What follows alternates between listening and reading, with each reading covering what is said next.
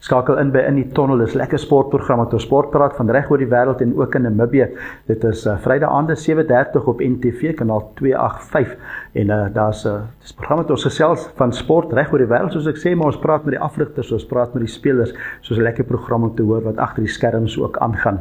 So volg dit op NTV kanaal 285 7:30 soos ek sê, en dan ook aanlyn as mens dit nie op die televisie kan kyk nie. Dit is NTV Afrikaans, dit is op YouTube en natuurlik ook oneup2.com. Skakel op die Echo knoppie ook of skakel en daar's ook meer inligting van die vorige programme kan selfs gekyk word. So hierdie naweek, wat gebeur? Ons kyk na sport wat reg oor die wêreld gebeur. Verenigde Rugby Kampioenskap. Ons hoor wat se Johan Ackerman, die afrigter van die Bulls onder andere, hulle speel teen Ulster daar ver in Ierland. Vroue wêreldbeker vir cricket wat voortgaan. Laura Wolfhard van Suid-Afrika, sy is die kaptein, gesels ook saam.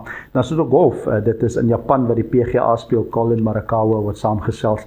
Ook in Namibië is daar lekker sportaksie en dit is veral die Namibiese onder 17 rugby span. Dit is die skolespan, die seenspan wat in Woester speel in 'n interprovinsiale sewes toernooi. Dis die My Zone NSSR onder 17 span. So ons gaan kyk wanneer hulle wedstryde is en waar mense dit ook kan kyk. So skakel in by In die Tunnel. Dis elke Vrydag aand 7:30.